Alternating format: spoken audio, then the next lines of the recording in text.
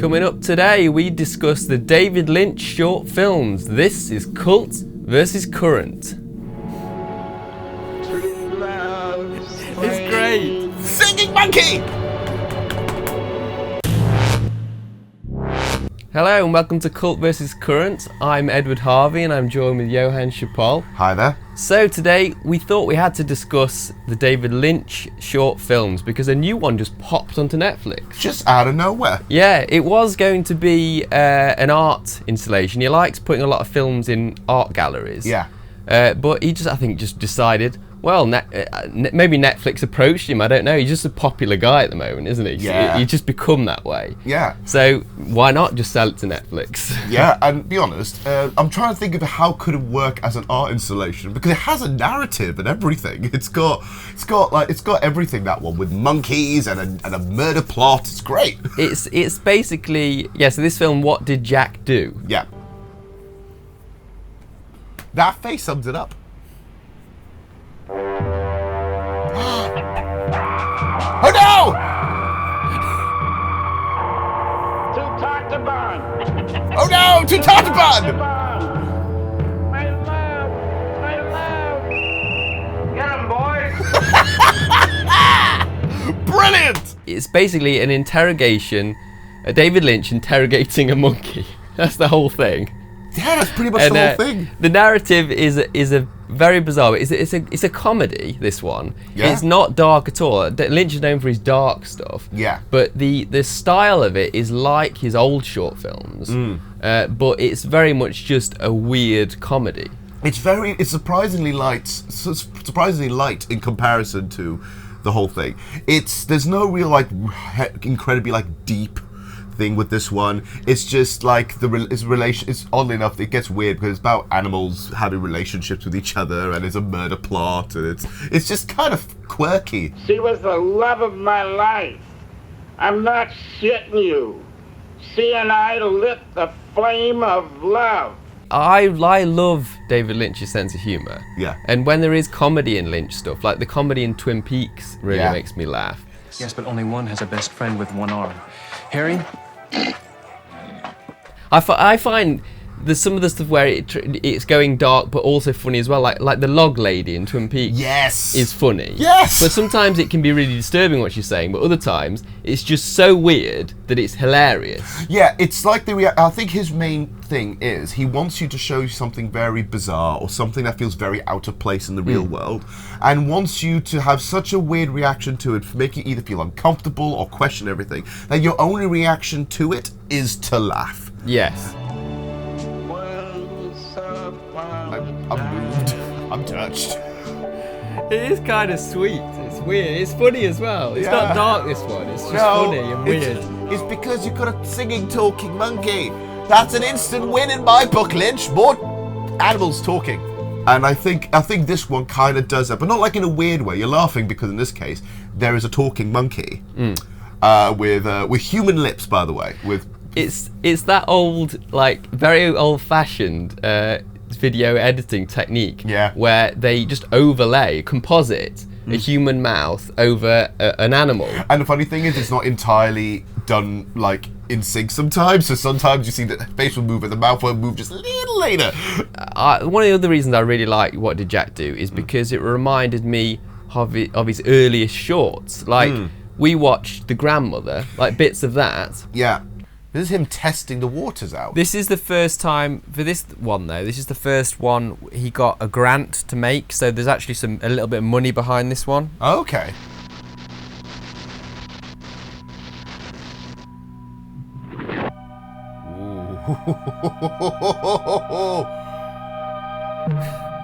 What is happening?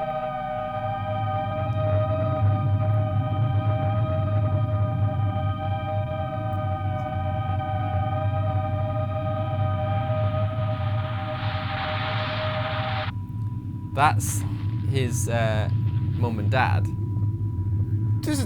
They got it on. Yeah, and created him, and he comes out the ground. Because, you get birthed that way. It's not black and white, but you've got these sets that are painted black, and they're only outlined, doors and stuff are outlined with white, chalk lines and stuff, and you've got these characters that are in black and white, and they've, you've got this contrast, like the red lips standing out, the white faces, the black suits and stuff like that. And so it's very much black and white in colour, isn't it? Yeah. The best way to kind of describe it, it's like it's basically him trying to replicate how a silent movie looks like. Yes. Without going with black and white stock. It's very much like a German impressionist movie. It's that kind of feel to it.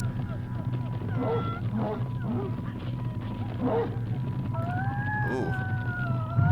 Oh no, it looks like someone's not happy.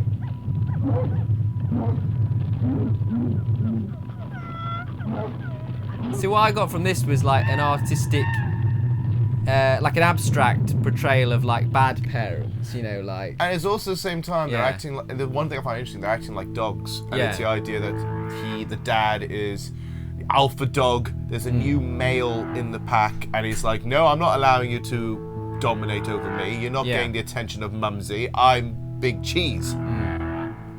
Now, this is the thing, just to give a heads up to everyone, I have never seen any of his shorts, really, so this was all new to me. And I'm sitting there thinking, like, it's striking. The grandmother in particular, I really like because it's striking. There's a lot going on in it, but there's a genuine, like, metaphoric narrative running through it.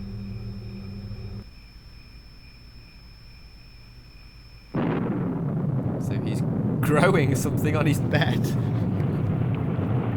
What's it going to be?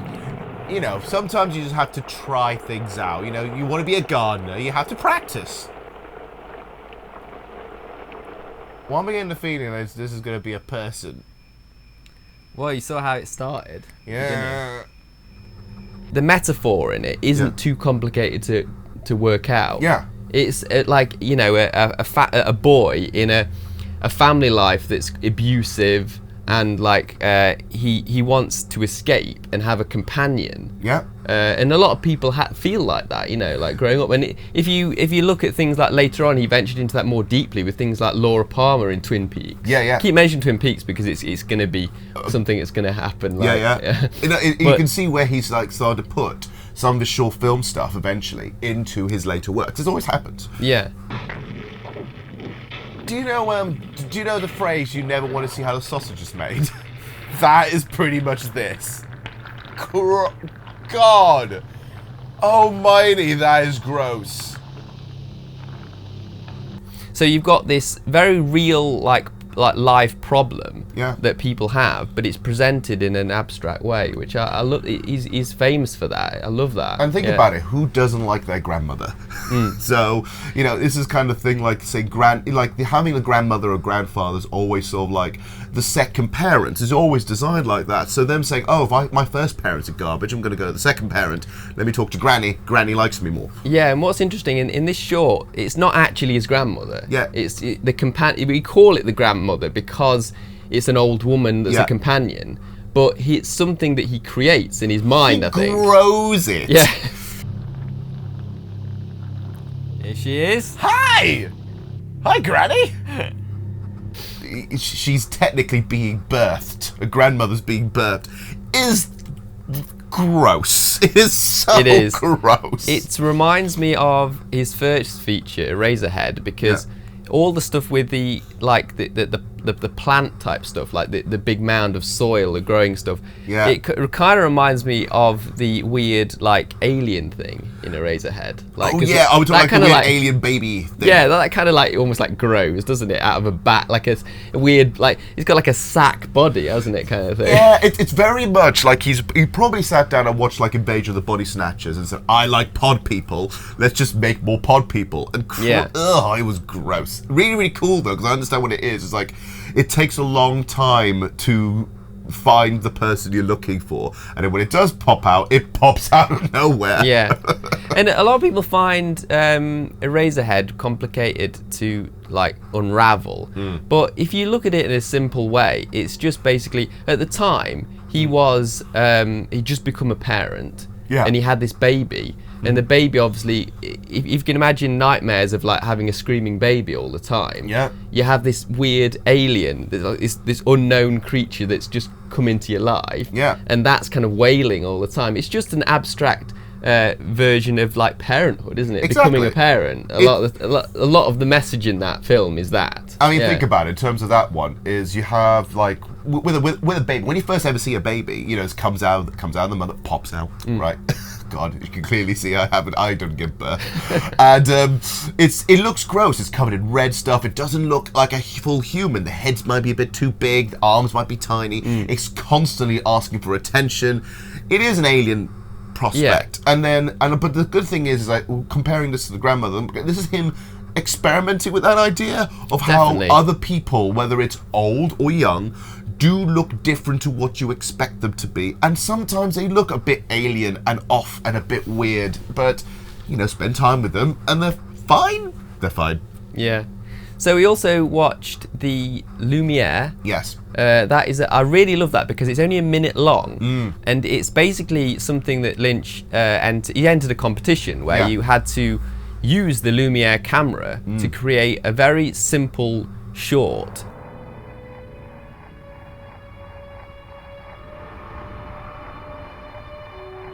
Cool.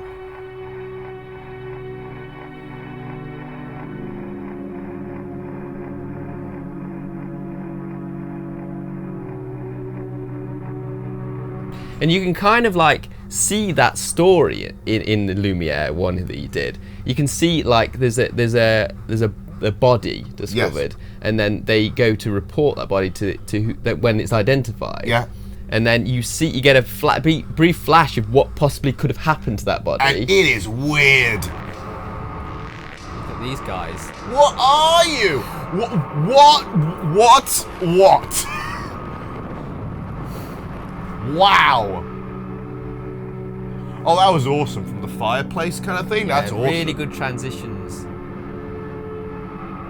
With these scary men in black suits, white faces, and this tank of a naked woman in a tube like this. It's so bizarre, but it's true. Like, he was able to tell a whole story in a minute. Yeah.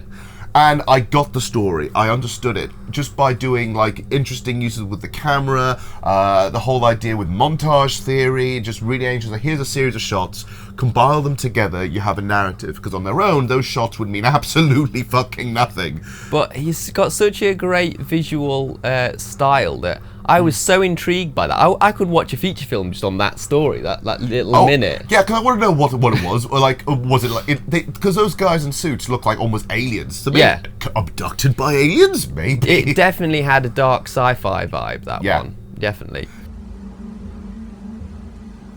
She looks creepy with her mascara running and just black eye sockets. It's just, that's a really uncomfortable thing. It's like she's seen some shit and we've just walked into it. We have no idea how to talk to her. Yeah. What did you think of the Darkened Room? Okay. Pretty harrowing, that one. Yeah, I think this was during his time where he was experimenting with digital camcorders. Yes. Because he was doing Inland Empire around this time, and I actually think like this was during the time that must be in a room that in Inland Empire. I'm convinced I know the room. But I find it creepy that she's far away from us as well. Yeah. Like, it's like we can't... It's like, woman, we can help you, just... I don't know. It's about this woman, you see her... Well, you actually see another woman saying, have you seen my friend? Do you see her crying? That kind of thing. So basically, it's almost like she is telling the audience about what, like, through gossips, like, have you heard about my friend? My friend's doing terribly right now. And then cuts to what's happening. And there she is for a long period of time. And this is something that Lynch does very well. Just sometimes just sticks with a shot.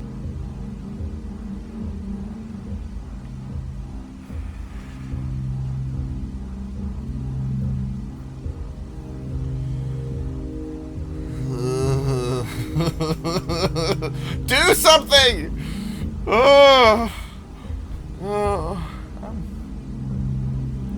Are you listening to me? We're trying, you're not talking much. Talk! What's happening? I feel like I'm to blame for something. Please come out here.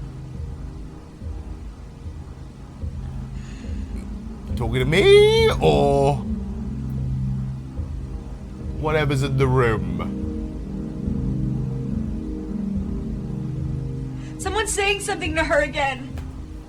You even saw me reacting, saying, "Do something, please! I want to move to a different shot." But something. The tension builds so much in that, because that's a very scary image where you can just see like the black eyes from the running mascara. Yeah. And she's just in the distance, and you can't go to her. And as someone who you want to go up to her closer to comfort her in a way. I wanted to give her such a big hug, but I couldn't. But the film doesn't allow you to. It keeps you at that distance. And that's with the that period of time, Lynch was working with these camcorders, and he liked the fact that you could have these very long takes, and it wouldn't cost you the amount of money it would with film stock. Yeah, I don't like her at all.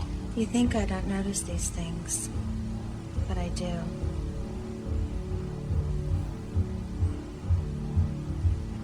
You do think that, don't you? Don't you?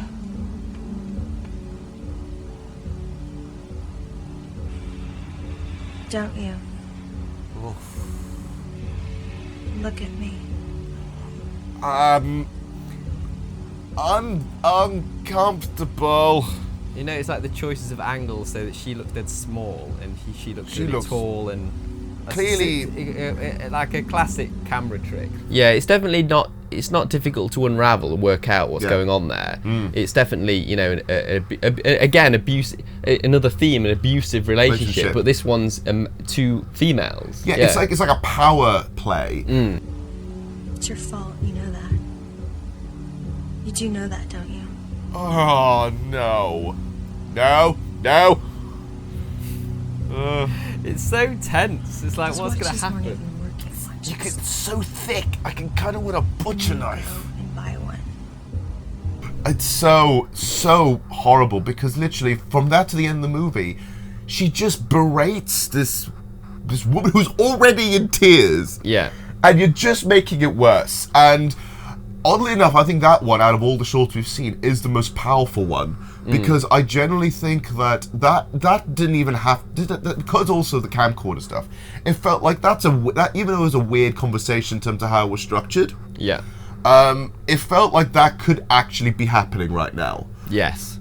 It had this weird sense of realism, which is why I kind of like things like Inland Empire and Mulholland Drive from Lynch, is because even though there's some of these levels of weirdness, right, they all seem far more like events that could actually be happening. Yeah. Rather than in some of his earlier works and, you know, and that kind of thing. With all the other stuff, that's more metaphorical. Here is the metaphor, but in a more real life scenario, and look at what's happening here.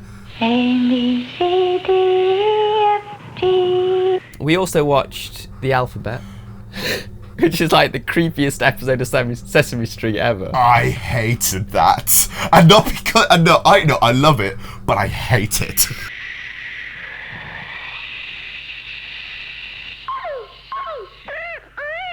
Oh, that was so weird. No! Don't ruin the letter A for me! Sounds. Stop crying! I love the fact you can tell, like, the era of those films. Like, you got some of the animation in The Grandmother as well. Like, very, like, Monty Python style. Yes, it's like very Terry Gilliam Monty Python thing, which was interesting. Same like in Grandmother, and same with this. It's all this kind of weird stemming sort of art just spreading around, like it's almost got tentacles. Yeah. It's really weird. And it's the thing is, that opening bit wasn't too bad, because it's like, oh, it's fun arty saying the alphabet. Then it gets to when real people get involved, and Christ on a bike, that's nightmare fuel. A, B, C, A, B, C, A, B, C. Ah! Ah! Please remember, you are dealing with a human form. Yeah. And you're thinking, what is happening? I mean, that is one that is... I don't know whether there's actually a meaning behind that one. I think he was experimenting with style here. Yeah.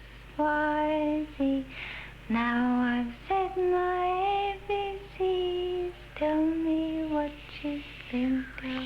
Creepy is what I think of you. Would you say that to children?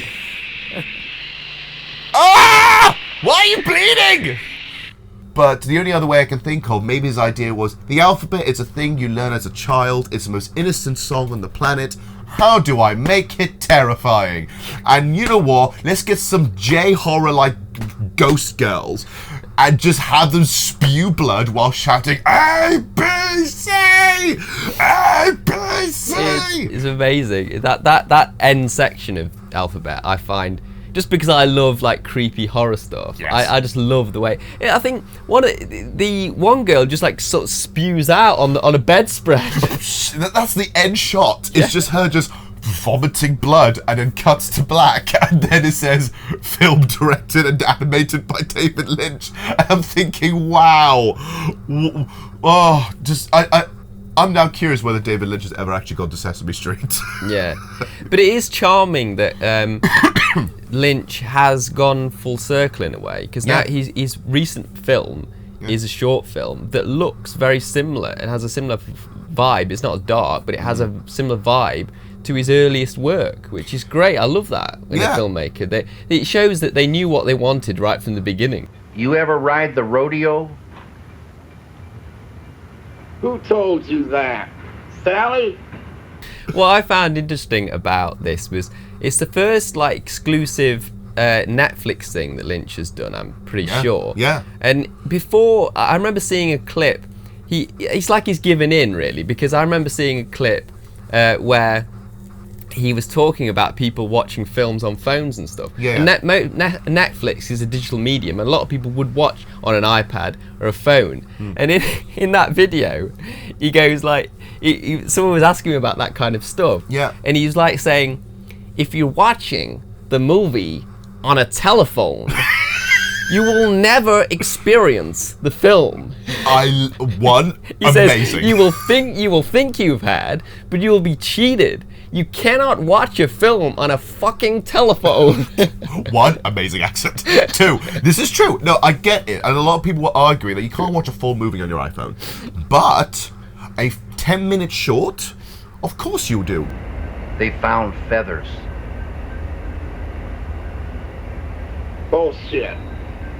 Are you calling me a liar? I know why the chicken crossed the road.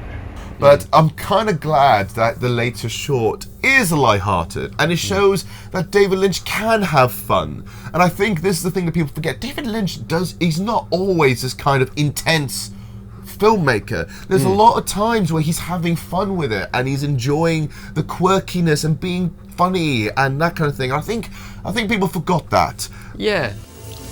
You know the chicken walk? What's that?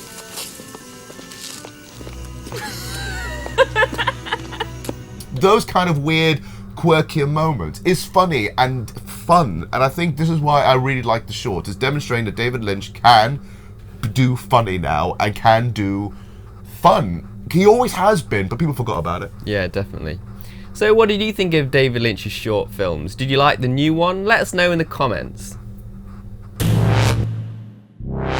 Right, thanks for watching, guys. If you've enjoyed this video, don't forget to hit the like. If you want to see more from us, hit that subscribe. See you next time on Enigmatic Productions.